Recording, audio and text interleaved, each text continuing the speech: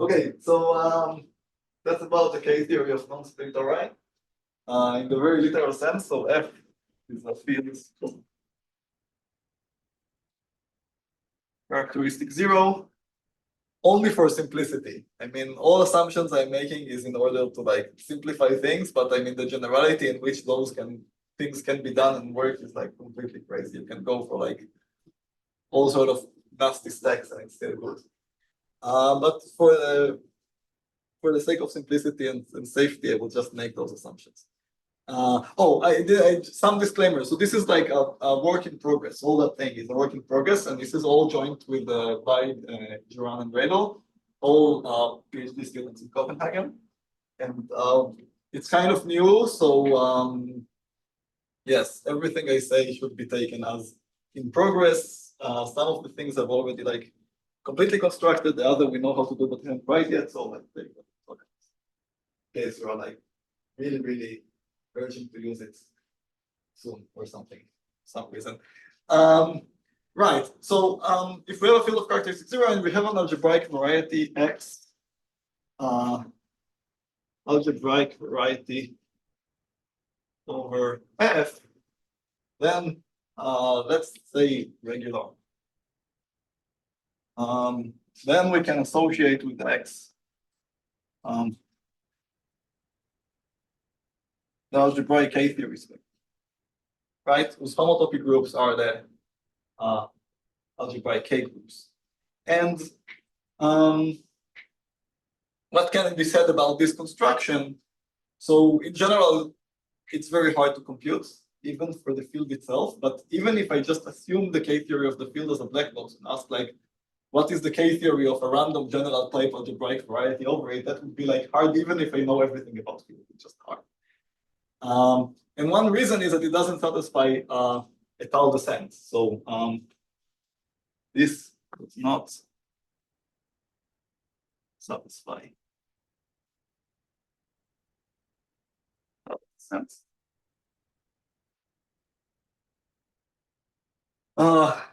Which makes it like kind of complicated. Kind of complicated variant of algebraic varieties. Usually this is referred to as a bug. I want to see it really today as a feature. I can start with an algebraic variety I like, look at its K-theory, then I can like Galois twist it, get some Galois form, and the K-theory of that can be just something completely different, which is very interesting. So even if I know the K-theory of a split form, so to say, of something, it is still very interesting to ask what are the K-theories of other forms. That should tell me something about the arithmetic of the field I started with on top of what the Galois group is. That's the kind of thing we're going to do today. So these have like several basic calculations that were done, I guess, by Quillen. So what algebraic varieties can we have? We can have all sorts of like madness with varieties of general type and stuff, but rational simple varieties, we know the answers. So in particular, K-theory of P1, for example, is the same. It's just two copies of the K-theory of the field. And these have a very nice explanation in terms of K being a sort of so-called non-commutative invariant. So while P1 might be a bit of a complicated algebraic variety, its category of quasi-coherent sheaves is very simple. It's built out of two pieces, each isomorphic to vect, and then K-theory just turned that into a direct sum, this fact into a direct sum decomposition.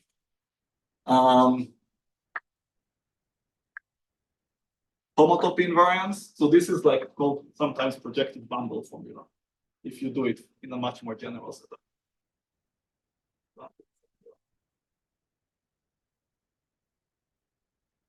Or like this is a very simple incarnation of that. That one is just K-theory of F, and this is homotopy invariance. And I mean, there is no étale descent, but there certainly is a risky descent. So if I know P1 and I know A1, I can cook out of it GM and vice versa, of course. I mean, it goes both directions.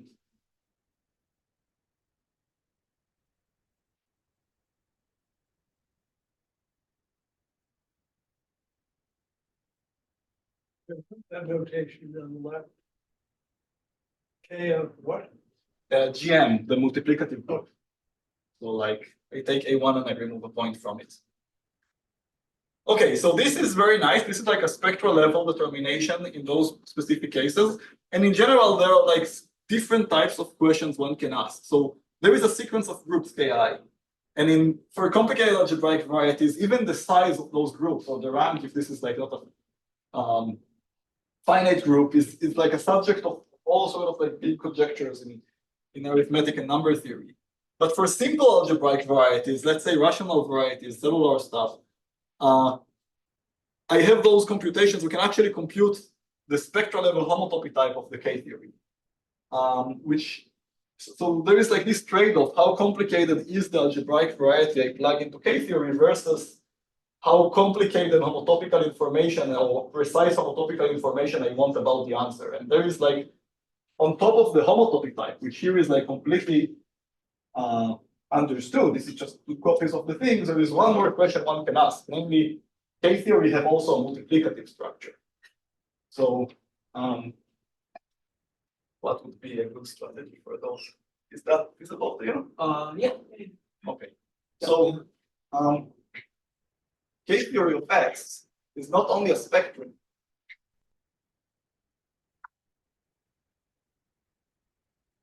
It's actually a commutative ring spectrum for every X.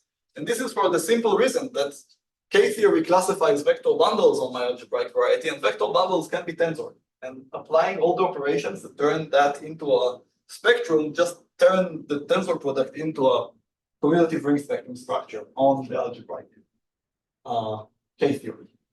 And actually, it have actually much more structure that we will talk about later when we start to get things more complicated. But to the very least, saying that I know the K-theory of something would mean that I also want to know what kind of infinity ring spectrum that is. And in those simple cases, one can actually figure out an answer. Let me just mention, the question what infinity ring you are is not particularly well posed. Like, how do I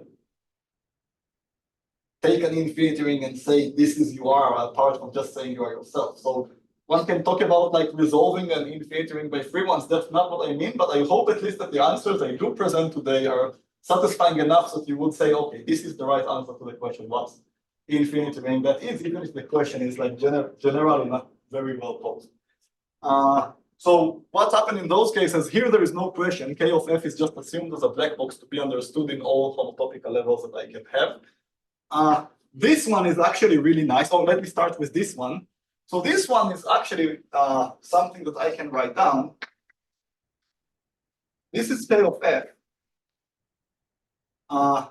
Adjoin a variable t, and then I have to divide it by t minus 1 squared. Now, if you're a bit familiar with the theory of infinity rings, you know that this makes perfect sense. I can add a variable to an infinity ring. Reduction modulo on element in general doesn't quite make sense. But this element is particularly nice. It's so-called a strict element. And for such a thing, I can divide by t minus 1, I get K of F, but I can also divide by t minus 1 squared. Sorry, so I have a question about that. Yes. So if you have a strict element, you're saying you can mod out by, in general, in an infinity ring, you're saying you can mod out by x minus 1 squared. Yes. Is that because x minus 1 squared is itself a strict element? No, absolutely not. I can explain how to do that, but first let me just say, partially satisfying answer. That thing is obtained from K of F, but tensoring with something which is a flat infinity ring over the sphere. And how to produce that thing? Well, general principle, if you have already an ideal and you want to divide by powers of that ideal, so there is a way to find ideals in infinity rings, which are things whose quotient is infinity. And then there is a procedure that writes them to powers. But another way to get that thing, if you are like interested, is to look at the map from S of t to S that sets t to 1. And then you can write the Amitzur complex of that thing and just truncate it at first level. So like if you start to now reconstruct that, or maybe its completion along t minus 1 using some kind of a version of the atom spectral sequence here, all you have to do is to just stop at a certain level, and then the limit will accumulate to something that looks like that. So that's like a nice feature of the atom spectral sequence, that it implements some kind of an I-adic filtration on your ring. if you want to think about it multiplicatively. So there is like a very precise, completely homotopical procedure that starts from K of F and produces K of P1, and you don't really need to know anything about algebraic K-theory to produce, only the theory, general theory of infinities. And this is the kind of answers I am after in this talk. And let's see what we can do about this one. So this one is good. This one is tautologically good. What can we say about this one as an infinity ring? So I can again say exactly what that thing is. And here I used something like reduction modular powers on ideal. Here I will need another kind of generic construction. So let me just say what that thing is. Yes. So there is a functor. What degree is T in? Just 0. Just degree 0. Yes. Yeah. Just degree 0. So in this case, T need to be thought of as the class of the tautological number. Class in K0. And by the way, would that generalize to the K-theory of Pn? Absolutely. Absolutely. In fact, the K-theory of the PNs implement like the partial totalizations of an arbitrary complexity. So it's yes. There is a functor from connective spectra. So this SPCN, maybe I already got people confused last week about this notation. You have spectra concentrated in non-negative degrees, and there is a functor from it to commutative ring spectra, which takes a spectrum M and produce something which is the suspension spectrum of M, and to indicate what the multiplicative structure, I will denote it by the group algebra of M, but the underlying spectrum is really just a suspension spectrum. So this is a spectral, and I mean, this functor is something that exists for formal reasons, and it produced something which looks like the suspension spectrum of M, but it comes together with a natural infinity ring structure coming from the addition of M, thought of as a commutative monoid in spaces. Okay, so this actually works more generally for commutative monoids in spaces, and that's secretly something I've already used when I said I had a variable one. Okay? It works for the infinity space. Yes. If you have an infinity space, you can take the suspension spectrum and you get an infinity spectrum, aka commutative ring spectrum. It's just taking infinity out of an adjunction you already have. Right. And now, what space do I have the suspension spectrum look like the thing plus the suspension of the thing? That's the circle, right? But the circle is a spectrum, right? This is the underlying space of a spectrum called the suspension of Z.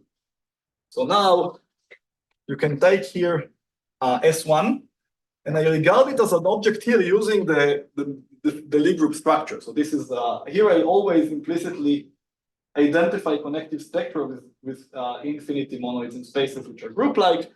So if you want to think of it as a spectrum, that's an Eilenberg-MacLane spectrum. That's a suspension of Z. Okay, but maybe this is a bit more topologically suggestive notation for what that thing is. And therefore, I can form the group algebra over S1. And if I have any infinity ring, I can also tensor with that, or I take the smash product with that, and I get a new infinity ring, which is like the group algebra of the circle.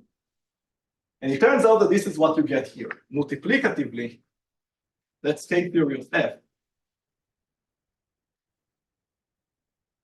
And you take the group algebra over the circle. Okay, so for me, that's already like makes life really nice. Very simple algebraic variety, very detailed answer for what the K-theory is. So this allows you to compute all sorts of, let's say, power operations on the K-theory of that, Adams operations. All this is a consequence of some very simple topological model for this. Right. So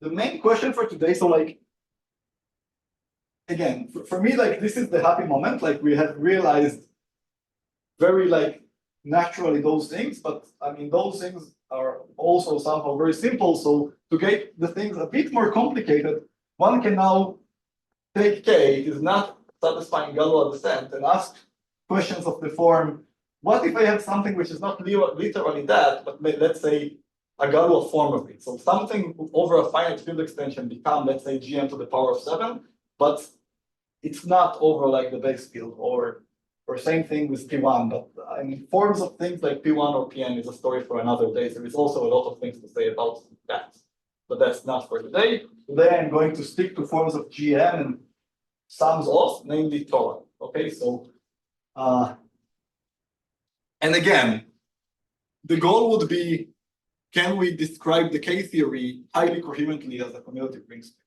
And the answer is yes, and that's what I'm going to describe today. Okay? Okay. So let me first, I think that's kind of okay, right? So, tori.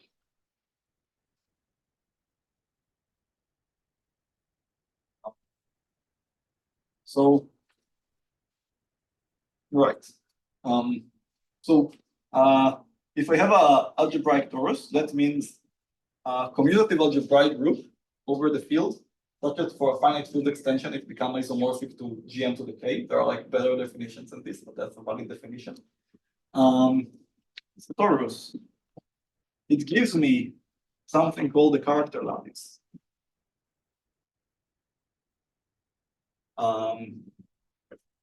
Which is, well, it's a finite rank 3 billion group. But it's actually like more than that. It's the functionality of this construction is going to give an action to the Galois. With Galois action. Right.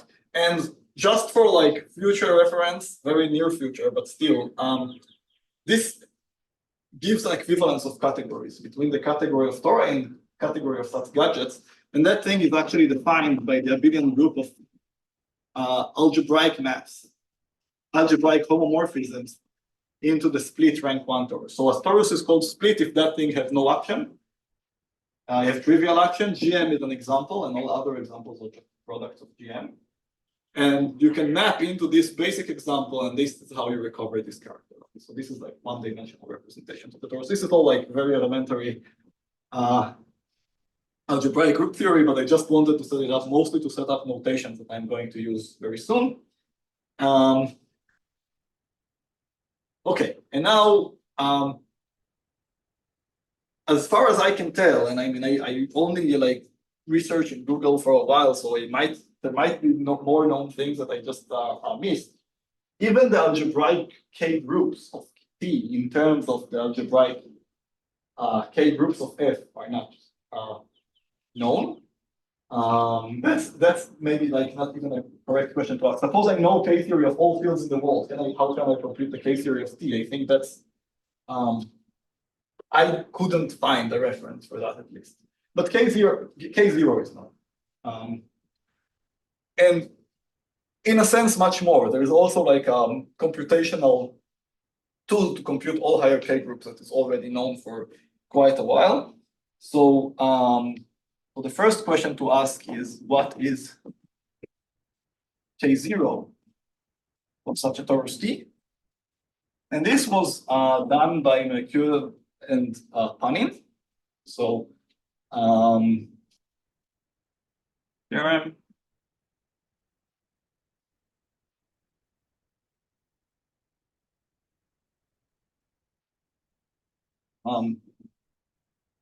Quite an old theorem, computes that in terms of the Picard group of T and Picard groups of extensions of scalars of T. So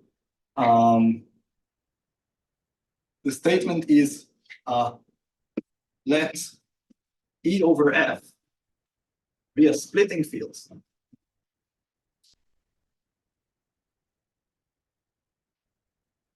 That means that T base change to E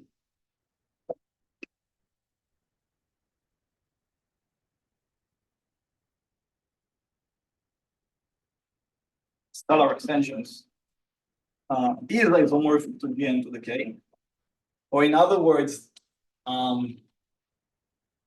this like E corresponds, it's a Galois extension of F, it corresponds to some set with an action of the Galois group. The stabilizer of a point don't act on this lattice. And so we assume that thing. Then K0 of T admits the following presentation by generators and relations. So it is the direct sum of the free abelian group generated by the Picard of TL, where the sum is over all intermediate extensions. Okay? But then you have to mod out by many, many relations. So like for every intermediate field, maybe one have to demand that E is actually Galois, you know, they say. I mean, we can actually figure it out later from the result I'm going to claim. But let's assume E is Galois, splitting Galois. And of course, that gives many different equivalent presentations. And then one have to divide by relations. And the relations are going to be that alpha L prime, or let's say if I have alpha in peak TL, then I can extend it from TL to TL prime for every like inclusion of intermediate extensions. Or let's say whenever I have a map of extensions like that, then alpha of L prime, the important thing is when I extend scalars to L prime, I need to identify the elements, but only after multiplying by the index. So how does this group map to K0 of T? The way it maps is by taking every, so the map here, let me write it down here maybe. It takes alpha and pick the L and map it to F lower star of alpha, the class of F lower star of alpha, K0 of T, where F is the map from spec L to spec F. So what I do is I take a line bundle over an extension of scalars of my torus, and I just push it down back to the torus. And then, of course, there are such relations, because if I take something, I pull it up, and then I pull it all the way down, it just gets multiplied by the index. Okay? Sorry, so just to clarify, so right, so if you have a split torus, then K0 would just be Z, instead of just be generated by, well, I guess generated by. Yes. But you were saying that there's this more elaborate description that K0 is in general generated by not the Picard, but by the Picard every among the But with a lot of relations. Yes. Yeah. So like, I mean, ignore for the moment how exactly to set up. I mean, this is pretty approximate. So I mean, here, of course, the relation between L and L prime should be some kind of subconjugation thing. But the upshot is it is generated by taking Picard elements over field extensions and then pushing them down back to T along this finite étale map that you're getting. So like something that lives over an extension of degree 5 will give you a 5-dimensional vector bundle that gives one of the generators. And then the relations between them are very formal. Those are the relations that come from the fact that if I pull and then push, there is like a way to reorganize it. Okay, in terms of pushes and then like the other way around. So that's kind of, you start with this sequence of groups and all this factoriality with respect to the fields. I guess we have talked about something very similar before today. And you're just formally going to get. Exactly. And we are going to do that. But anyway, very formally, you are going to get the answer out of it. Okay? So, I mean, again, that's something you can do for every algebraic variety.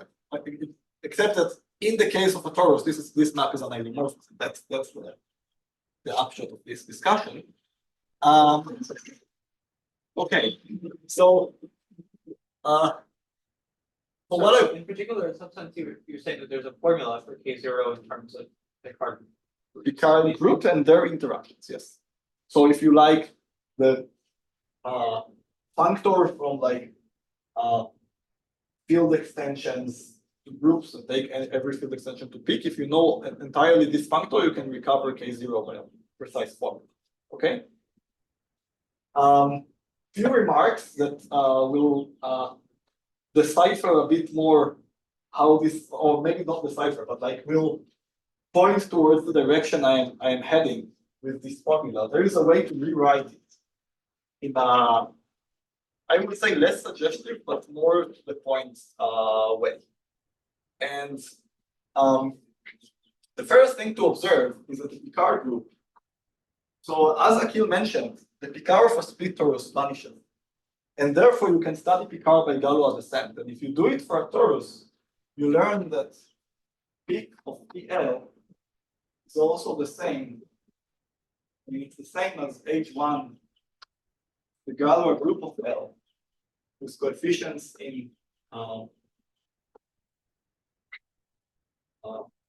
involved in our cross.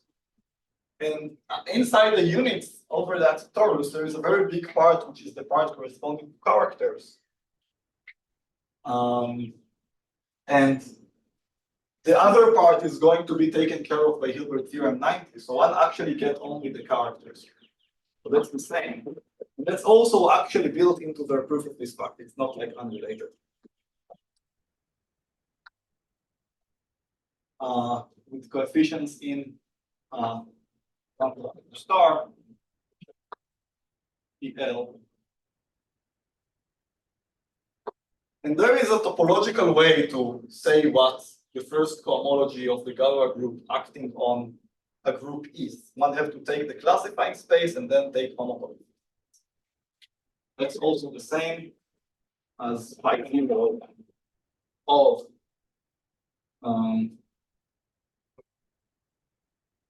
E on the upper star P, and you take fixed points, let's say over the algebraic closure or something, or like just think of it as an absolute object on which groups act. And then you have the couple well. And now, when I z-linearize the situation, I pass from pi 0 to h, right? So therefore, then the formula is h0 of E lambda upper star of t with coefficient and then homotopy fixed. So this is just a very like, I mean, if I show that such a thing to a person who is like into algebra and not homotopy theory, he will be like, why the hell would you do that? I mean, I just had something I understand, like Galois cohomology, and now you write it in this complicated way. Of course, the point is that later I want to get rid of all the homotopy and remain with actually homotopy types. So it's very important for me to realize things as homologies of homotopy types. Okay. Sorry, just a quick question. So a lambda upper star, is that the topic zero powers? Or No, that's like the character lattice. It's a slightly unfortunate notation. I just no. You should think of it as a capital of a lambda. Maybe then it will make more sense. Okay.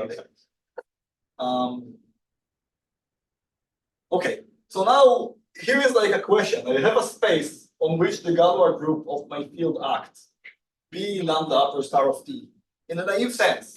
But then what I do is I'm starting to like take zeroth homologies with respect to fixed points of all sort of like field extensions, and then I impose those conditions. And apparently this is something, well, I learned that from those PhD students. I had no clue that this is the case, but apparently this is something that is known as the Breton homology of that with coefficients in the Mackey accuracy.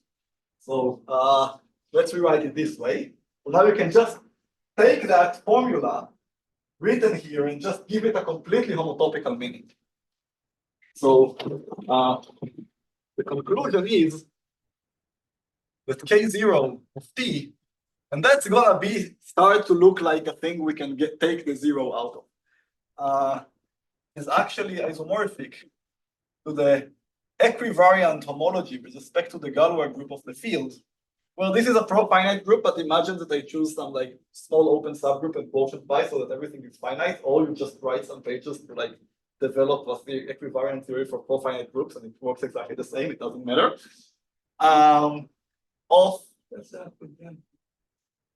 It has been done, certainly, also with relation to the things I'm going to talk about. At least I learned it from sources that are related to the things I'm talking about, but it's probably much older. So this is the equivariant homology of the space B lambda upper star of T. These coefficients in the constant Mackey functors. Okay, so the thing that assign to every point the value Z, restrictions are restrictions, and transfer maps are just multiplying by the index. That's precisely the relations that show up here are exactly because of those transfers. It's asking for equivariant spectrum. Yes, you've been asked. I thought you mentioned that this was being developed. Yes, it's certainly been. I mean, certainly to the extent that we need it, and in the area of research where this has been done. So like the same kind of, for the same kind of reasons that I needed. That's what it is. But yes, it is developed. But in the end, like, it's not really different. It's just that locally it just looks the same, and then we package them together, like all the finite versions. Right. Let me write it even better. That thing is also pi 0 of B lambda upper star of T tensor Z, where now I think of that thing as living in spaces to the Galois group in the genuine sense. It is actually naive, but I want to think of it as genuine, and that thing here is living in the category of genuine G spectra. Okay, and the tensor product is the fact that this category is tensored over this category, but that's just another name for homology with coefficients. Sorry, I think maybe you explained it. Sorry, so in particular, this character, I mean, this lambda upper star of T. So that's you're using the structure of that as a Mackey functor. No, actually, the Mackey functor side is actually on the coefficients for homology. So, like, I take this space, which have like it's just a space with an action of the Galois group. Yes. But I compute its homology with coefficients in a Mackey functor, which is not Borel. Sorry, but then do we need the space to have the structure of like a genuine G space? Well, every naive one can be made genuine by a Borel construction. So you need to think of it as like the embedding of spaces to the B gal mapping into spaces to the gal by the Borel construction. So it's a Borel G space. Yes, but then you take homology with non-Borel coefficients that do something. And that's not. That's not. I mean, this is not the direction in which projection formulas go. Let's put it this way. So that's just a thing. I mean, of course, it can be deduced from the homotopy type of the action because it's Borel, but I mean, the formula is precisely this. We are going to use the homotopy fixed points for all subgroups also. Okay? And that's, I mean, again, that's something I just learned while working on this course by those people who just know equivariant homotopy theory. And it's really fun. So, but that's not how we got to think about this project. It's just like a nice way to present it. I wish that was the history. Okay, so now you have pi 0, and this is of course,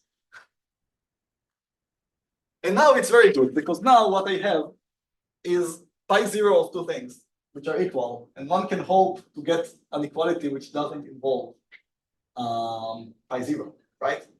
And this is indeed the case, and that's the theorem, or at least like a certain consequence of the theorem we actually prove. So let me state it. Oh, that's so convenient. So let me massage this side a little bit. To phrase the statement, of course, I will need some higher categorical / homotopical constructions. And fortunately, they are very much matching with this one. So let me just add some decorations. So if I have a group G, let's call it gamma. So from now on, Galois group is called gamma. Then there is a functor that take a connective spectrum with a gamma action. It can be made genuine, but I will only care about naive ones. So one can really put here B, but it's actually going to factor through a genuine construction. And go to commutative algebra objects in the category of genuine equivariant spectrum. Actually, let me put here like a little star and say that one can get better and get here a so-called norm spectrum over gamma. This will be a spectrum, a gamma spectrum with norms. So one have also multiplication over maps of orbits which are not trivial. But I mean, apart from mentioning it from time to time that we get this extra structure, which is like even more than multiplication, I will never like intend to completely explain what that is because there's already like quite a lot of structure to have.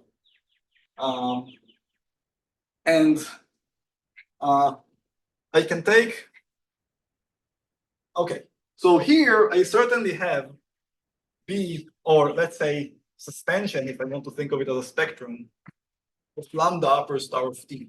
That's certainly a thing I can form, right? Because lambda upper star of T is an abelian group with an action of gamma, and I can just suspend it in the world of things with the action of gamma. Okay? Do I have something here? So here is something that is true, and I mean, I certainly don't know the first construction of it. I learned from it from a paper of Akil, apparently. I mean, the construction, but of course, I mean, that's something very expected. One can actually promote the K-theory of a field to an object that lives here. And I mean, that's very simple. You just encode instead of like, or in general, if you have an algebraic variety over F, you can take all the K-theories of its scalar extensions to various finite field extensions and package that into something that via the Galois correspondence of the field correspond exactly to a commutative gamma spectrum. So this has transfers and it has multiplication. It actually have also multiplicative transfers coming from the fact that one can tensor vector bundles over the fibers of the finite total map. But these ones I will not talk about explicitly too much. But certainly there exists for every algebraic variety, we have such a thing which packaged in a highly coherent way the various K-theories of extension of scalars events. So I can ask a question. So, Yes. so in the arrow, in the top arrow, you're going from, sorry, that's the Borel spectrum, Borel equivariant spectrum to genuine equivariant spectra. You can do that. You can also just go directly, but yes, these functors certainly factor through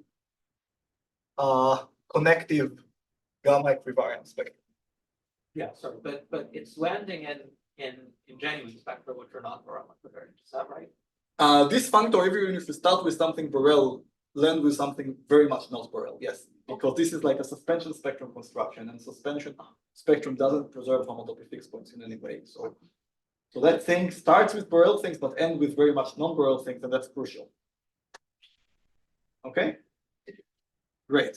And so now, general, I mean, it's even better. Like, okay, now I can start with my thing here. I can also produce here something which is like the equivariant sphere adjoined with this character lines. And now I can tensor the two things together. So, I mean, specifically for the points, and get a new thing. So from that, I can also get KF, which is a genuine equivariant spectrum. Let's say of the point, but I will suppress it.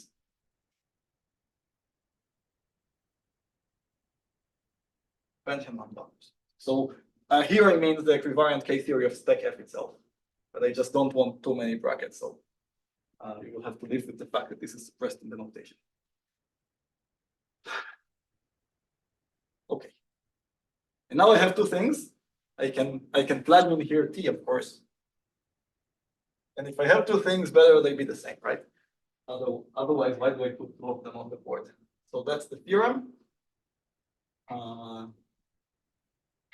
It's actually going to be now, I don't know, those words have some effect of like organizing the thing really nicely. Now we will have the Merkurjev-Panin theorem, and below it, its refinements. Okay, so theorem, I guess, by Eli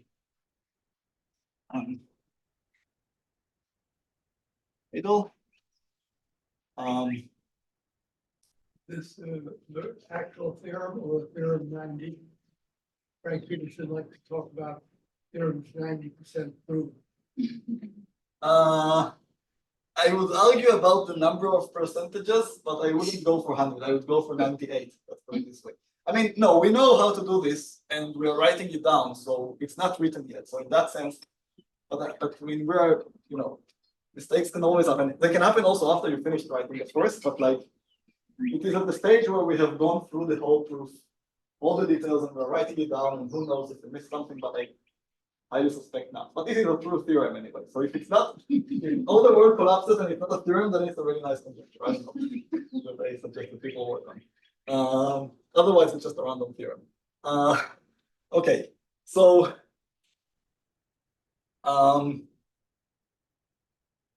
K-theory F join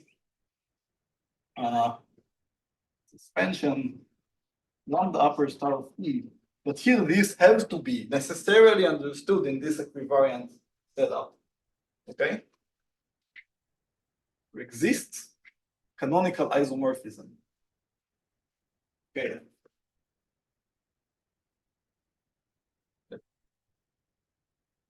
And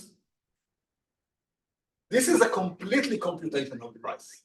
That thing, if you choose like a cell structure on that thing, it just decomposes up to like extensions into copies of K-theories of field extensions. So in that sense, if you allow yourself to believe that you know all K-theories of field extensions, you can actually compute that thing completely up to some differentials in a spectral sequence, which I believe can be made very explicit. This side is what we wanted. So in that sense, that's a computation. I am embarrassed to say that we have not yet got to the point where we actually run this program on many interesting examples and get some tables and stuff. This is not there yet, but I mean, that's certainly a plan. Sorry, so just to clarify, so on K0, the formula that you give is equivalent to the Merkurjev-Panin formula. Okay, so one like way to convince myself that this works, you take pi 0, what you get here is the homology of this space, or the loops infinity of that spectrum, with coefficients in pi 0 of Kf. What is pi 0 of Kf? Well, let me just mention. The Mackey functor pi 0 of Kf is also just constant on Z, because what to do, the field itself have only vector spaces and they only have dimension, and this dimension grow when I push something down along a finite étale map. So if you plug that into the fact that pi 0 of that is h0 of that with coefficients in pi 0 of that, which was pi 0 and pi 0 only is true, then you just recover the version I explained here of the Merkurjev-Panin formula. That's precisely that. Precisely true. Another, like, maybe, again, I'm going to present like a sketch of a proof, but maybe much more convincing than that. After a étale shiftification, that's become certainly correct, because constructing a map, I certainly know how. To show it in isomorphism is tricky because it doesn't satisfy Galois descent. But once I pass to a high enough field extension, that thing becomes split torus. Everything here splits, and we just recover the computation I mentioned before of the K-theory of GM and its utilities. Okay, so this is all about, this theorem is basically all about the non-Galois descendability of K-theory and how to overcome this using equivariant homotopy. Okay? Right. So, can I ask one more question? Sorry. So since today, right? So essentially, it's about so if you had right, you're saying if you have a tall K-theory, then verifying when you have to do is to construct the map, but then you could reduce checking that it's equivalence to, I mean, to the case of just an ordinary torus, a split torus. yes. I don't know. So is this formula true for any localizing invariant replacing K-theory?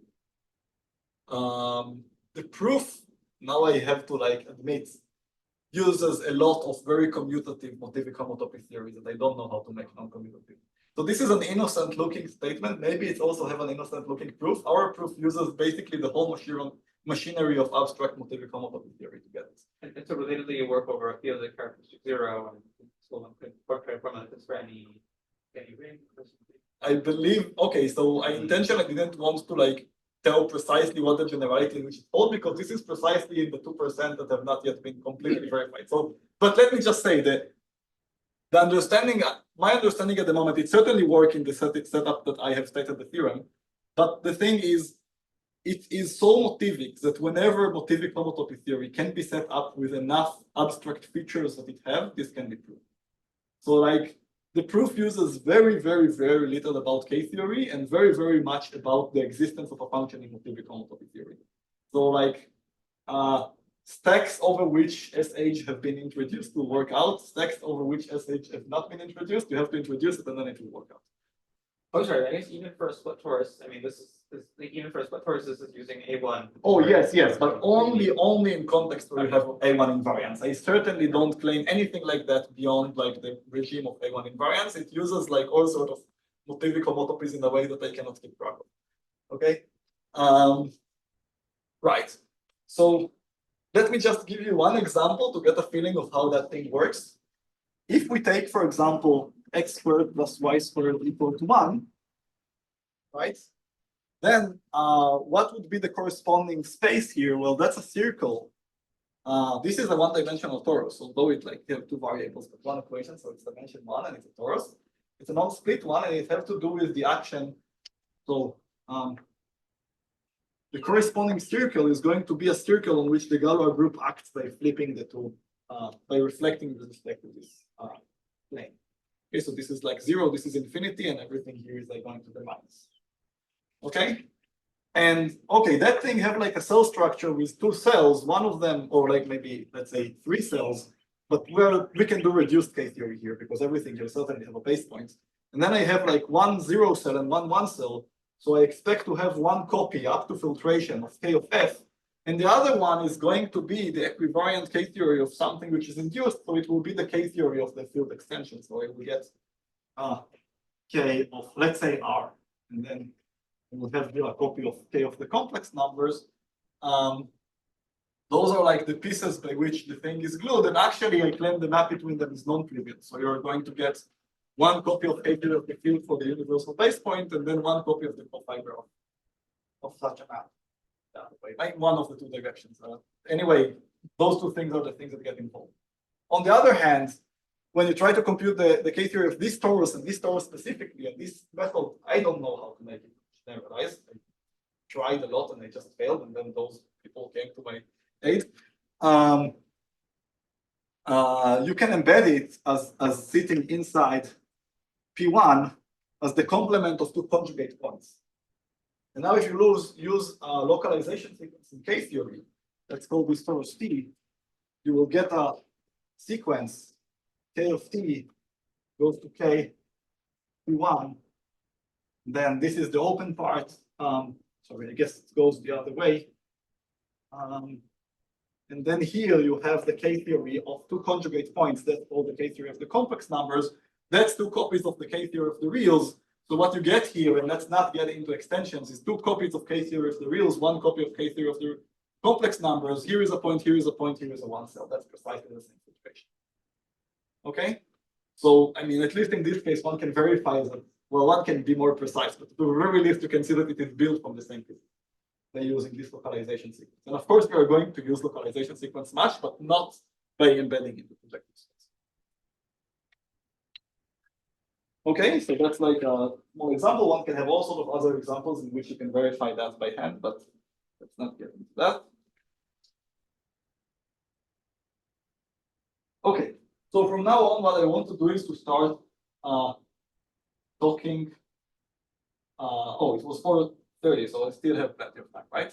Yeah. Okay, great. So what I want to do from now on is to discuss the proof of this fact and I know usually like it makes sense sometimes to just give formulation of theorem, say, oh, I proved this theorem and go away. I don't want to do this for 2 reasons.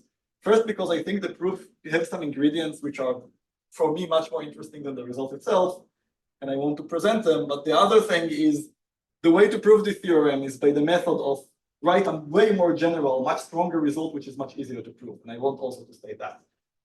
But it will be highly unmotivated without trying to prove this like more simple-minded. Okay, so maybe I'll go here. Yes. And I mean, a natural home for this kind of result is actually not equivariant homotopy theory, It's actually Motivic because like K-theory of a nice algebraic variety is something I can base change not only to finite étale extensions, but also like to arbitrary basis algebraic varieties. And it turns out that that thing also, although it is like something with a Galois action, it is definable intrinsically to being lying over a base. I can always take maps from T to Gn. And it happened to be something inflated from an action of the Galois group, but I have a short formula for it that is valid and in other contexts like interesting over arbitrary base. So that means those things want to have values at arbitrary bases, and also K-theory is something that interacts well with this. So that means it makes sense to try to put this entire discussion within the world of Motivic homotopy theory, where like I allow algebraic varieties of higher dimensions. So let me remind that this spectra to the gamma have a huge enhancement, which is the stable Motivic homotopy category, which contains not only things like an orbit of the Galois group, but classes also of all sorts of algebraic varieties of higher dimensions. And crucially, it implements homology theories on algebraic varieties which satisfy A1 invariance. So that thing I erased a long time ago, that the value of A1 is the same as the value of the point. And then this Equivariant K-theory construction becomes something that is usually called KGL. So that's an object in SH. SH is not quite something that assign a value to every algebraic variety. It's more complicated than that. But every object of SH do give me a spectrum per algebraic variety in one way or another, and KGL gives every algebraic variety its K-theory spectrum. So it's kind of a Motivic incarnation of the concept of K-theory that contains more information than just K-theory, but in the end it implements K-theory when you take values. And now, what would be the analog of connective spectral with action of the Galois group? Well, this you can think of as like sheaves of connective spectra on the small étale side of the field, and you can just take, there are many options. There are many different things you can put, and they will all give equivalent results. The easiest to set up, I would say, is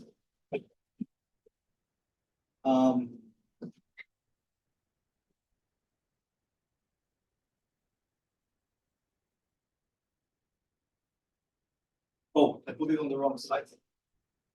This is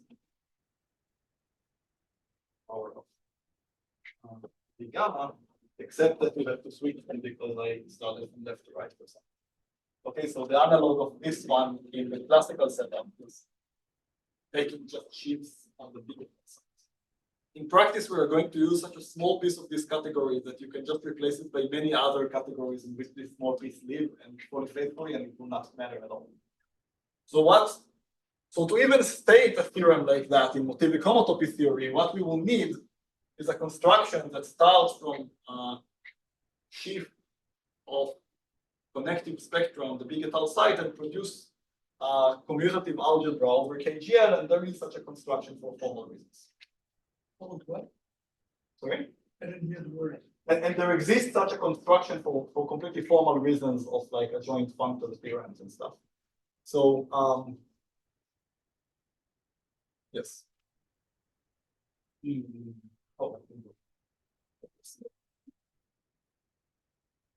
Oh.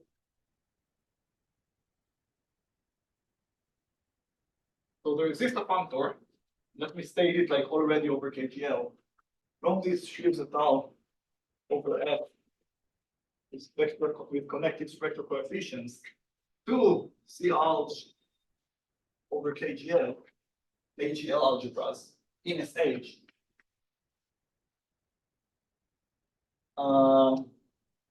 And I will denote it by the notation N goes to KGL join N in analogy with all the previous. In particular, one can really amplify that to put here KGL instead of KF. And it turns out that when you restrict it to the small étale side, you recover the original thing. That's some kind of projection formula business that I will not get into, but this is the things that also allow you arbitrary dimensional basis. Okay? And now, on the other hand, SHF is something like a cohomology theory, and the way cohomology is implemented here is the fact that it is co-tensored over algebraic varieties. So if X is an algebra is a smooth algebraic variety over F, you can assign to it KGL with X, which is something that want to package together the cohomologies of X times Y minus phi, K theory of X times Y minus phi, they naturally also need CR KGL SH. So it's a Motivic KGL algebra. Okay, but it's really just the K theory of X times Y for all Y with all the structures. Okay, it's nothing else. And now we can actually state a Motivic theorem, which is simultaneously way more general, but it's also way easier to prove, at least to me, because I have like much more things I can play with. Maybe I'll say more why it's easier. But now,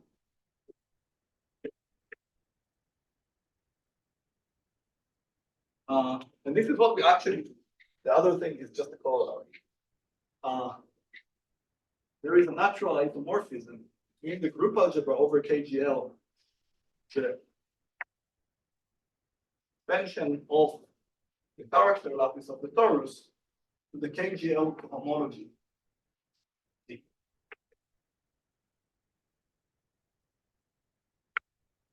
Okay, and the setup is exactly the same as before. T in algebraic torus over the field. This is the character lattice, and this is considered as a étale sheet of connective spectra over big étale spectra. Yeah, it's isomorphism. I mean, well, This is an isomorphism, and it is a map of primitive algebra. So it's an isomorphism. I mean, once a map is a map of, and it's an isomorphism, then it's an isomorphism of. So you can put here like much more adjectives. It's actually an isomorphism of normed KGL algebras. Okay. The actual thing we have to prove this is that this is an isomorphism of global equivariant Motivic normed algebras. That's really the structure you need, and you cannot prove less, because the proof doesn't work if you don't realize that both sides of the structure. But in particular, commutative KGL algebras. Sorry, but that's just how it works. Right, and this is true for every algebraic terms. Let me just okay. So that's the theorem.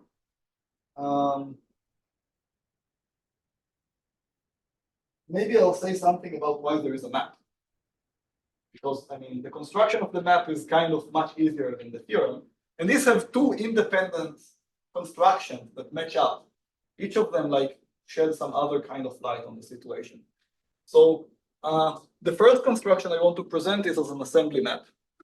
Okay, and this, I mean, it will not literally work if I say this were for KGL, because this is not really a cohomology theory on varieties, it's a bit more than that. But let me just, if I just want to evaluate a specific algebraic variety and ask what this map is doing, I can say what it does in terms of assembly maps and K-theory.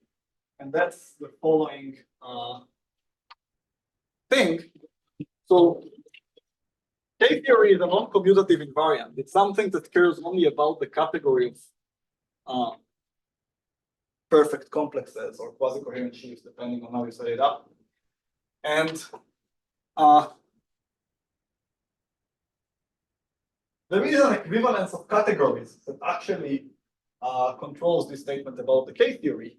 Namely, if I think about K-theory as something that takes the category of coherent sheaves and then do something to it to turn it back into a spectrum, we can ask if there is like something similar when instead of KGL, I just take the category of perfect complexes itself.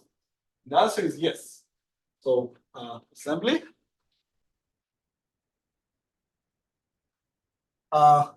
If we look at perfect complexes over the field, aka complexes of finite dimensional vector spaces, then this is a category, this is a presentable stable infinity category, and this category of stable presentable infinity categories have its own notion of group algebra. So if I have, I mean, actually it's, let me put here F. Yes. So again, I can let F vary inside finite total extensions, and then I get some kind of an equivariant, like a category with an action of the Galois group. But that's the same as just perf F, because perf satisfy Galois descent. I can form the categorical group algebra of the suspension of lambda upper star of T. And now there is really an equivalence of categories between that and perf of T. Well, this is the map to take a character to the corresponding quasi-coherent sheet.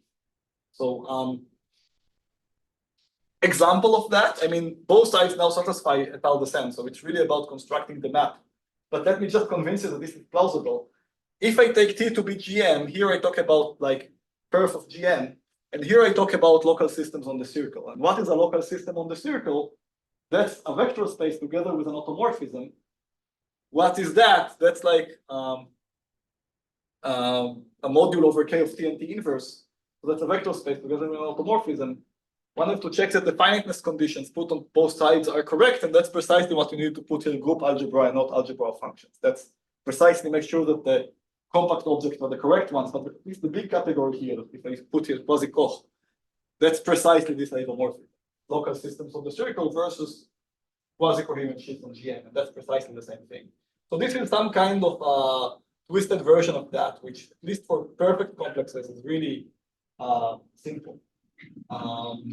But then the statement and the whole point of this theorem is when you take K-theory, there is absolutely no reason that left-hand side will be preserved. There is no reason for K-theory to take the group algebra on a circle and turn it into the group algebra on a circle. In the statement, it's precisely that it happens. So now, via this isomorphism, our map is going to become the map from the K-theory of the category, let's say perf of a random X, a joint suspension lambda upper star of T, which again is some kind of a small version of the category of local systems on that space valued in quasi-Koch of X. And then I also have the K-theory of perf of X with the group algebra on the outside. And for formal reasons, there is always, for every functor, an assembly map between the calling it down on the outside and the calling it down on the inside. So this group algebra construction, forgetting the multiplication, is some kind of a constant colimit over a certain space, or here like equivariant constant colimit on an equivariant space, but that doesn't matter. And then there is this assembly map, and then you can rephrase this theorem as saying that all those assembly maps are isomorphic. Okay? That's not the perspective I like. I mean, I really like it, but not the one which I actually want to use here. There is one which I like more because of the reason that it doesn't need the interpretation of K-theory as something that takes values the perfect complexes, and it just uses the fact that it's a commutative ring Motivic spectrum with some mild extra structure. So it can be generalized to other ring spectra potentially as well. And this is the one that we call the Motivic Fourier transform. And it's a Motivic analog of the height one chromatic Fourier transform. And this is partially why we got to do this stuff.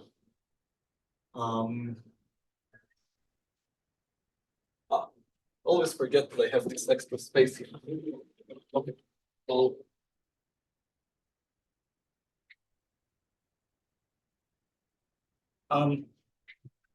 So how do you do Fourier transform? So there is a recipe, which I will say something provocative here, but you can make it in the generality I say so sufficiently general that it just governs all examples of Fourier transform that I ever saw, including like the theory of velocic shifting, the theory of the chromatic Fourier transform. All those things are like part of one general machinery called like Fourier transform, which I mean, maybe apart from the actual analytic one, which I don't know how to do this, but like all the others, all the algebraic versions are actually incarnations of one and only phenomenon that I learned from Tomer. And this is the following setup. So what do you need for a Fourier theory over a ring? You need some kind of a group with a map to the units of that ring. So we have, in our case, KGL cross. And that's this cross thing, the units of KGL, is really just applying the right adjoint of the functor I've already presented. So every Motivic spectrum, ring spectrum, have units which are some kind of sheaf, maybe not for the topology, but at least some kind of a pressure of connecting spectra on schemes. And then, well, that leaves roughly in this category, so I can map things in. Certainly, I can map things from here into KGL cross. I just forget that it was like a metal sheaf and I map it in.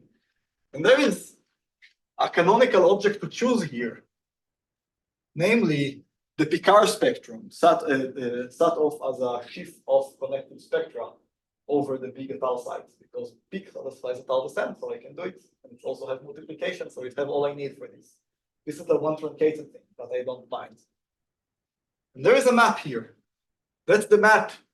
That's a very, very highly coherent packaging of the ideas that a line bundle give us an invertible classification.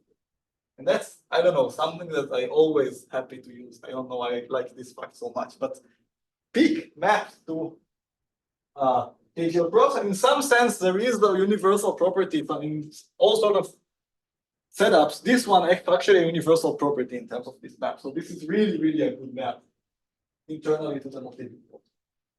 Okay, so that's the first thing one needs in order to set up Fourier theory. Actually, that's all you need to set up Fourier theory, and then now let me tell you what Fourier theory is about. When you have such a thing, just the B and group object mapping into the units of the ring. Now you want to define a Fourier transform, and there's always something you can do. Let's call this map omega. This always gives you a map from the group algebra of a group object, whatever that means, into the algebra of function on the dual. Dual means mapping into this dualizing object.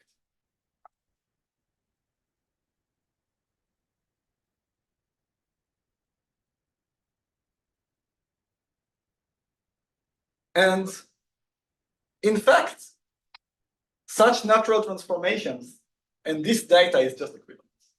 And this is a consequence of that being right-can extended from the single point peak. So it's a very categorically formal reason, except that one has to do all that, taking into account the fact that we're in motive, so one needs to set up can extensions in a Motivic framework, but this is all formal categorical nonsense that can be done. Okay, so this very much in the regime of parameterized infinity categories to make precise, but I think, I don't know, I hope this is at least very convincing that you can have such a map, namely the collection of such maps is the same as the collection of maps from, I will maybe make it a bit more explicit, because that thing is a right-can extension from peak, I can just evaluate. So that thing is the same as a map from KGL adjoint peak into KGL cross into KGL, and that's just by right-can extension, and now group algebra was left adjoint to units, so I just passed through the adjunction.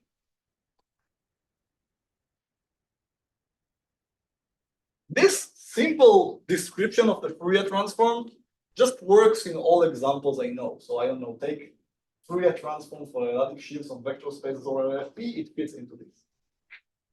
I mean, all others also, as far as I can tell.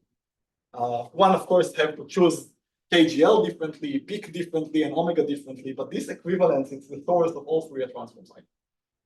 Sorry, just to clarify, this is producing the map, but then I get the further step, that's an equivalent. No, certainly, that's for producing a map. Then there is like this work of proving that this map is an isomorphism, and although this is like different in every situation, you might want to prove some kind of Fourier inversion formula or whatnot. I mean, there are all sorts of ways one can try to do this.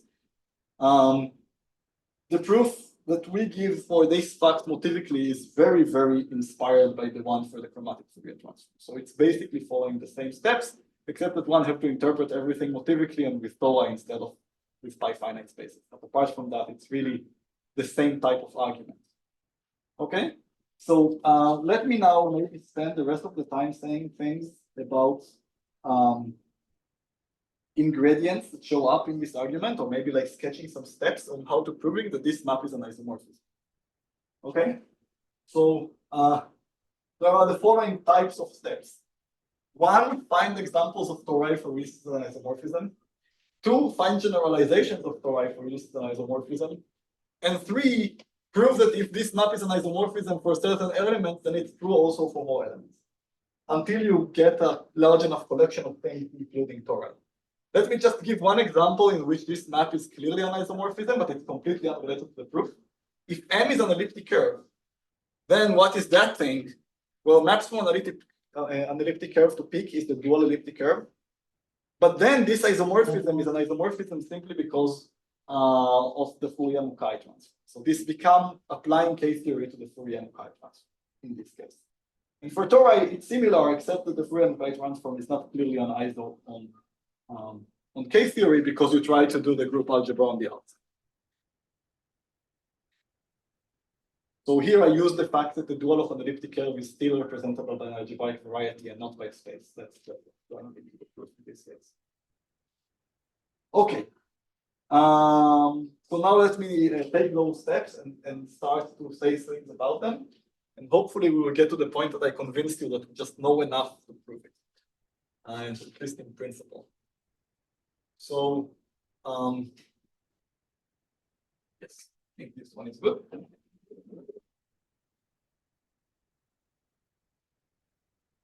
So here is one observation which is really key. But this, again, to substantiate it, you need to like improve KGL from a Motivic spectrum to like a global equivariant Motivic spectrum, but that's a technicality. You can plug in M, which is also not this. I mean, here I get my map by applying it. Oh, wait, I didn't say that. That's crucial. If I plug in here the suspension of the character lattice of a torus, then what I get on this side is the torus. That's basically what makes the whole thing run. How the character lattice shows in this theory at all is the fact that it's dual in that sense in the torus itself. You can ask yourself what would be the dual of the character lattice, not of its suspension, right? And if you take M to be the character lattice itself, then the dual in the sense of maps of sheaves on the digital side into the Picard spectrum is B of the torus. Okay, not very surprising. I looped one side, so I looped one side. I have to loop the other side. There is such slight technicality here, but that's the thing you get. And for that, the statement become much easier.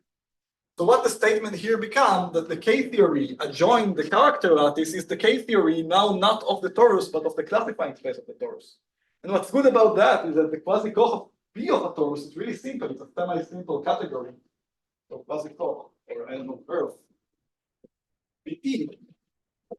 Well, a perf version of this exact same principle of the Fourier transform will give a map which is an equivalence with perf of F adjoin the character lattice. But now when I try to interchange K-theory with that, this is a discrete space, and K-theory computes with infinite direct sums. So for classifying spaces of tori, this is easy.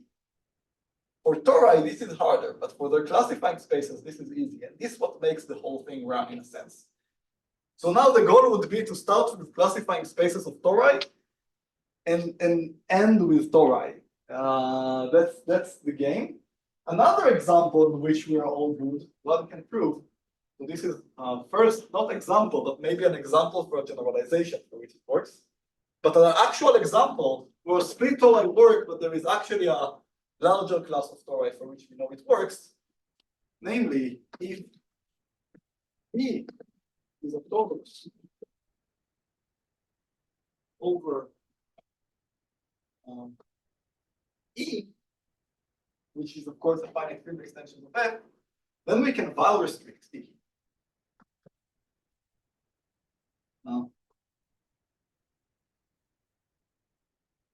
We can val restrict the torus. And I claim that if a certain torus is good, then also its val restriction is good. And this has to do with the fact that KGL is actually a normed Motivic spectrum. So we can compute the KGL homology of a val restriction using the so-called norms in Motivic homotopy theory. And that makes that, the K-theory of that torus, actually a formal consequence of the K-theory of the torus over E, where I know everything is good. So basically, this problem is amenable to val restriction. And those are like two tools that I have. And now what the goal would be to combine those tools and actually prove that this is true for my original torus T. Okay? Or maybe let's be a bit more conservative here. If T is a split torus over E, then the vowel restriction is certainly good, and that would be enough. Okay? So now here is the strategy. And here is, it's gonna become explicit why I need an equivariant version. Even though I got Motivic, I still need an equivariant version of KGL. So this is one of those projects in which you trade medium-sized computations with like lots and lots and lots of theory in order to do like no computations. That's the kind of project, and that's like, I would say, a very characteristic of all those projects.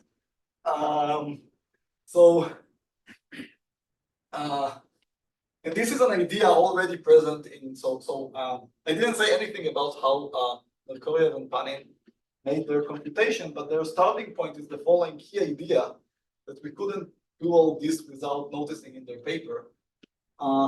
If we have any torus, we can always resolve it, partially resolve it by well-restricted tori. So I can find the field expression over which it splits. Then I have some counit map. So there is always a surjective map from a well-restricted torus, such that the kernel is some torus, I don't care which, it's not gonna matter. Okay? And this has the effect of turning the K-theory of T. So I can now take KGL of T and trade it with an equivariant version. So here I am equivariant with respect to X, and X acts on W by translation. Okay? Or maybe let me write it in a more humane way. So I can realize my torus T as the stacky quotient. I mean, that's going to be not non-stacky, but soon it will become a bit stacky. Of the well-restricted torus. Okay?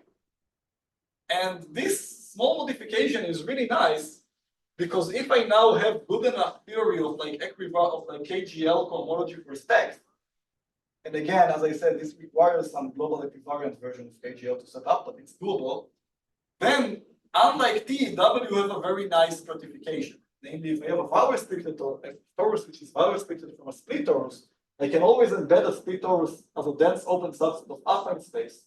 And then the complement is going to be some union of a lot of hyperplanes of smaller dimension and toroid smaller dimension stuff in general. So in some sense, this side here behave much nicer, because equivariant in respect to X, I can now find a good complement for W and use localization sequences. Okay? So that's the strategy. And now let me just draw a diagram that explains completely what's going on, say something about it, and call it a day. Yes, I think I have precisely enough time to just present in one big diagram all the ideas of the proof, which are not develop a lot of Motivic homotopy theory for making what you have said actually math and not like philosophy. How?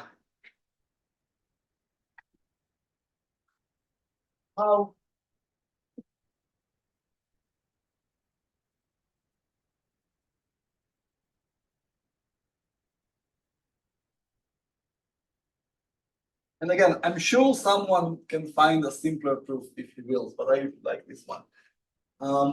Let me write the correct thing. So one can go as follows. There is a commutative square now. KGL to the power of PW. KGL to the power of W mod W. Well, that's boring, that's a point, but let me write it in this suggestive way. And there's, of course, a map that goes from here to here. This is like a contravariant functor. So there is a map from W mod W to BW, aka a map from a base point of BW, and I can pull back along it, KGL homology. But now I can also have here KGL to the power of dx. And there's also a map like that. And here I have KGL to the power of W. So that's a commutative square I can write down, assuming I made sense of all the terms in it using an equivariant version of KGL. And on the other side, I have their Fourier correspondence. So all those things are toric stacks. There are stacks with a abelian group structure. I can apply Fourier theory to them and I can form their duals. And their duals are as follows. I can have here, let's put it here, I don't know. KGL adjoin the character lattice of W. Here I have KGL adjoin the character lattice of X. Here I have KGL adjoin just KGL. And here I have KGL adjoin. Let me call that T, because I think that's going to be good for us. KGL adjoin the suspension of the character lattice.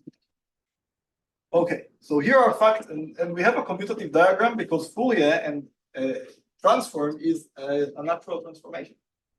Okay, again, assuming we have made sense of all those things as objects which are valid to be, which are allowed to be called M. Okay, but this is doable. So I have a cube. What is better than a cube? Okay, so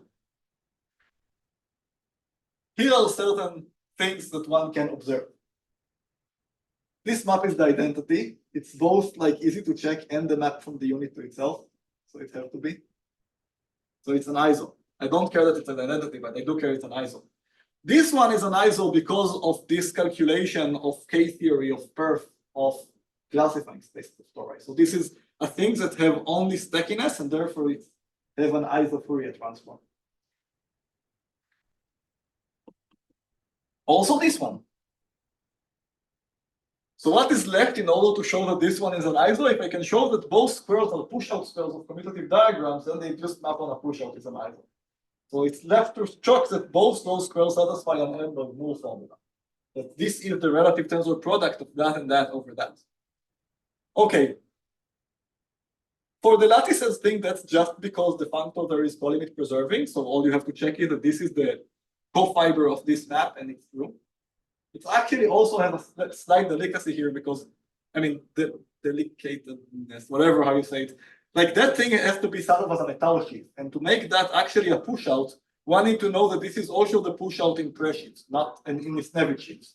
But this is precisely because this was a partial resolution. So, I mean, one can actually check that because that thing have no H1, this is actually already a push out in Misnevich sheets, and not only like not only the after étale sheafification. So that makes that run. But that's a technicality. You didn't really have to follow that. The interesting part is why the other square is. That's where algebraic geometry comes in. Homotopy theory comes in, and in a sense, that's precisely the reason I needed Motivic homotopy theory to begin with, because otherwise I don't know how to like even ask that question. Because, well, okay, maybe one can actually run the whole thing equivariantly. I don't know, but I mean. Motivic homotopy theory is precisely the regime where all those things I take the values of are actually like representable in my category, so I can actually play with them. So that's really nice.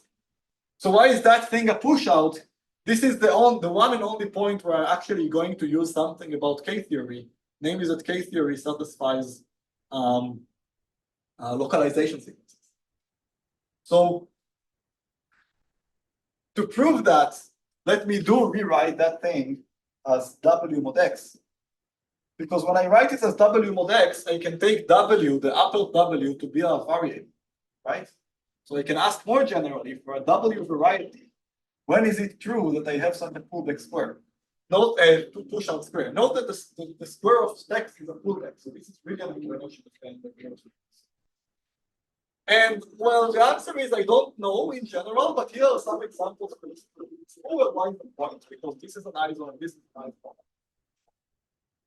It's also true in Y is not literally a point, but it is like a spec of a finite yellow extension. And that basically follows from the compatibility of relative tensor products with traces. One can formally, if Y happens to be spec F, spec E, then one can exchange this diagram by a transfer of a diagram coming from E. So one can show that this reduces to the same claim about the single point over E. Then it also follows from the case of a point. This is a push-up. That's some kind of a general projection formula nonsense for traces against the other. So very formal property of the category, nothing fancy. The thing is, W, or if you want the motive of W, belong to the thick subcategory generated by the motive of spec E for E running all field extensions. And this is exactly where we have to use again this Merkurjev-Panin thing when we embed W inside an affine space. The thing is, they use it to set up a spectral sequence and compute, and we use it just to prove that a map that we already constructed is an item. So in that sense, we're like. So this uses an open dense embedding inside a representation. And then all the complement is going to be some kind of affine spaces. And also, of course, here is the one and only point where we actually use homotopy invariants, because we really need to know that the complements of W inside AN, we can contract their like affine space coordinates to get smaller. So here, I mean, the complement here, because this is open dense, the complement is kind of smaller, so one can now show that that thing is built out of smaller pieces, which eventually become like finite fields. There is actually a super nice way to like reorganize this argument. Let me just say, this one is the vowel restriction, this one is the vowel restriction. So actually, in the case of a split torus of one dimension, this becomes the sequence between motives, where like, let's say KGL motives, you want no shifts and no twists.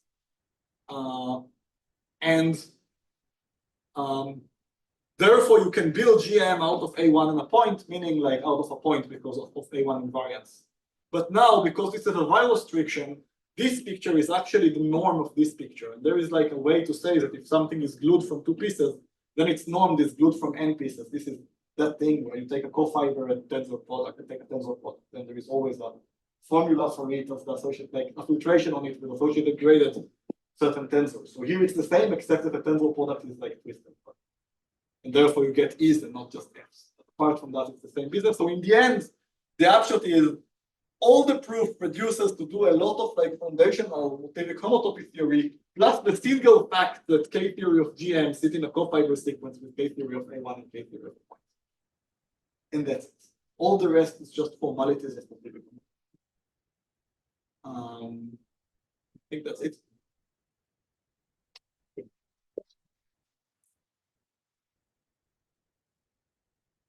Questions? Yeah, I just had a couple of questions. So one is, so since you proved the result of this generality over KGL, I guess does that mean you also get it? I mean, you also get this representation to the homology of non-split torus by. That's a great question. It's actually one of the three further things I like forgot to mention. Like, good question is like, how does this interact with Motivic filtrations? If it have good interaction with Motivic filtrations, it should give you also a thing for Motivic homology, right? I mean, it's true over KGL, and I thought you can base change from KGL to. Oh, just for like Z itself. Yeah. I guess so, because everything here base changes. But then it will be for Z, not for Z with a twist. So, but then you can twist things. It's an equivalence in an SH. I have to think about it. I mean, there are a lot of things that I mean. Honestly, I learned Motivic homotopy theory to do that. So like, perhaps you're right, but I have to like. I do remember that there is some issue in passing to Z, but maybe that's not the same passing to Z that we're talking about.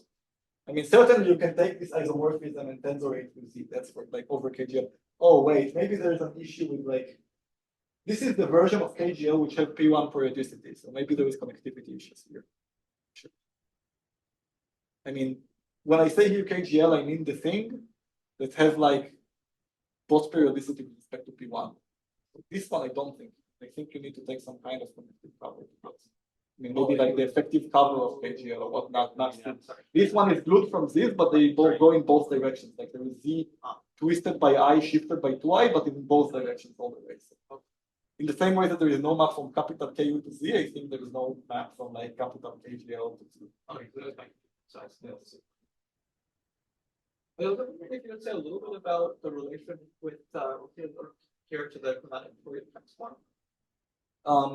Okay, so I don't think there is really a formal relation, but I can make them look much more similar to the extent that probably some kind of realization factor implements the chromatic Fourier transform over Ku. It's only over Ku, not like over. I mean, okay, there is nothing not over Ku in this case. So that thing also have the name suspension 2 of Z of 1 in Motivic homotopy theory.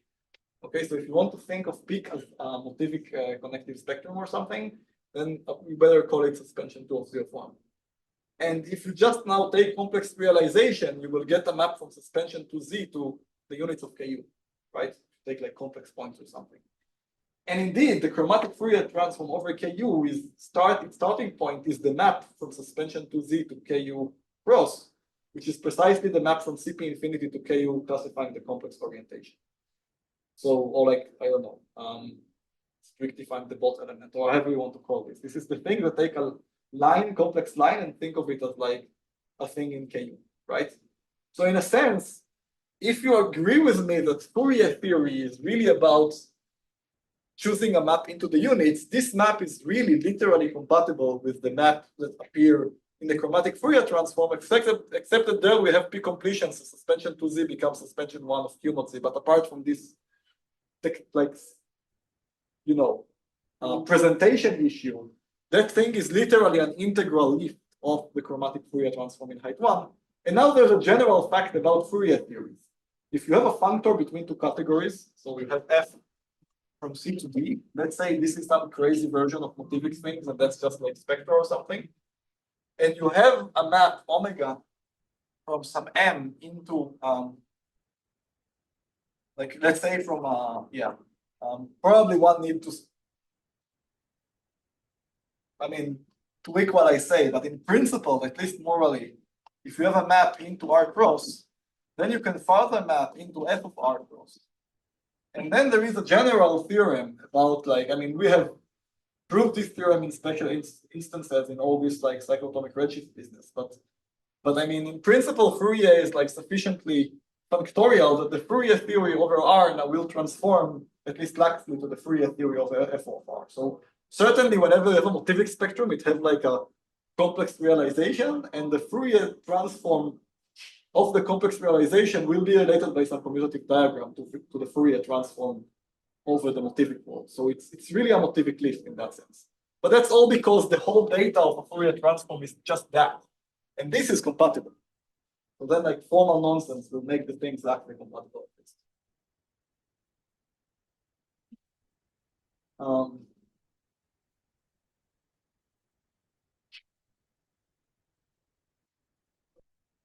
Let's thank Shachar again.